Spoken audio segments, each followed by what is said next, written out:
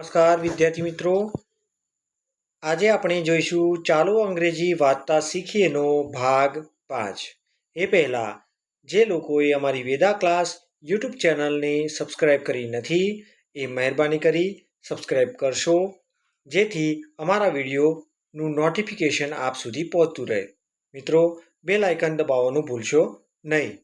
આજે આપણે ભાગ 5માં જોઈશું યુ સ્વરવાળા સ્પેલિંગોનો ઉચ્ચાર. હા મિત્રો, આ અગાઉ આપણે એ, ઈ, આઈ અને ઓ સ્વરવાળા સ્પેલિંગોનો ઉચ્ચાર આપણે શીખી ગયા છીએ. જો તમે એ જોયું ન હોય તો મારા પ્લેલિસ્ટમાં જઈ અને તમે એ વિડીયો જોઈ શકશો.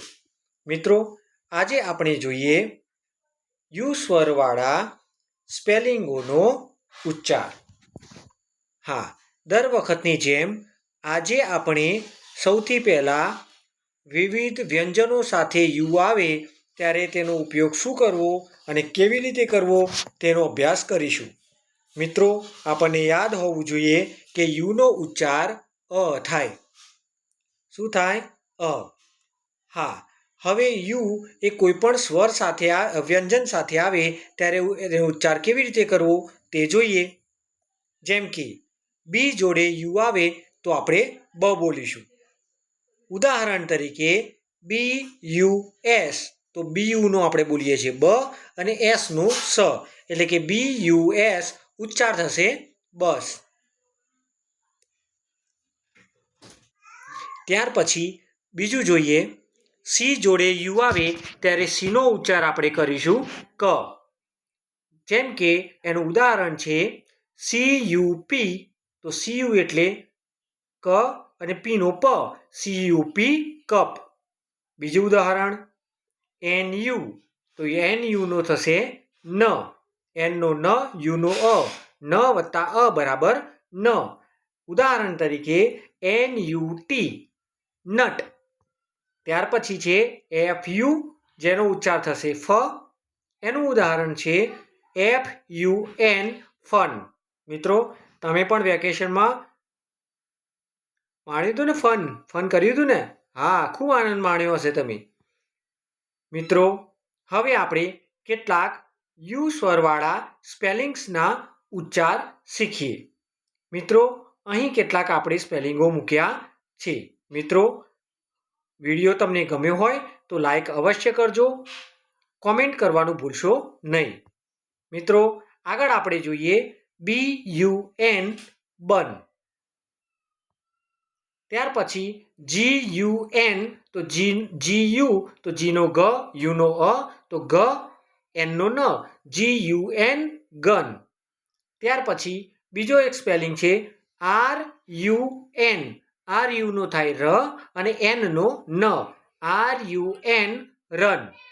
ત્યાર પછી આગળ આપણે જોઈએ એસ યુ એન, એસ યુનો થશે સ, એનનો ન, એસ યુ એન, સન.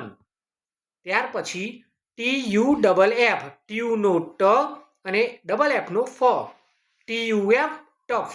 આપણે કહીએ છીએ ને, ઓ સર, આ તો બહુ ટફ દાખલો આપી દીધો તમે. મિત્રો, વેદા ક્લાસ યુટ્યુબને ચેનલને હજુ સબસ્ક્રાઈબ કરી નથી તો કૃપા કરી સબસ્ક્રાઈબ કરશો, જેથી અમારા તમામ વિડીયો તમને મળતા રહે. હવે આગળ એચ યુ ટી, હટ. મિત્રો, હવે આપણે બીજા કેટલાક સ્પેલિંગ્સના ઉચ્ચાર જોઈએ. ચાલો મિત્રો, હવે આપણે કેટલાક સ્પેલિંગોનો આપણે ઉચ્ચાર સમજીએ. જેમ કે બી સાથે યુ આવ્યો તો આપણે શું બોલીશું એનો? સરસ, બ. અને ટીનો ટ. એનો અર્થ એ થયો બી યુ ટી, જેનો ઉચ્ચાર થશે બટ. બરાબર ને? ચલો, ત્યાર પછી સી યુ ડી. હા, સાચું વિચાર્યું. સી યુનો ક, ડીનો ડ, કડ. સોરી મિત્રો. ત્યાર પછી એમ યુનો મ, ડીનો ડ, એમ યુ ડી, મડ. મડ એટલે કાદવ. એચ યુનો થશે હ, બીનો બ, એટલે કે એચ યુ બી, જેનો ઉચ્ચાર થશે હબ.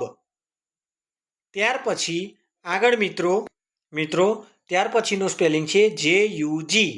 હવે તમે જાતે કહી શકશો કે JUGનો ઉચ્ચાર શું થાય. RUB અને SUB. જો તમને આ વિડીયોમાં સમજ પડી ગઈ હોય તો આ 3 ઉદાહરણના ઉચ્ચાર તમે કોમેન્ટ બોક્સમાં જરૂર જણાવશો. મિત્રો, અમે ધોરણ 5 થી 8ના અન્ય વિષયના વિડીયો પણ મૂકવાના છીએ, જે અભ્યાસક્રમ પ્રમાણે ક્રમશઃ આવશે. આપ જોતા રહેજો. Thank you. ફરી મળીશું. આભાર.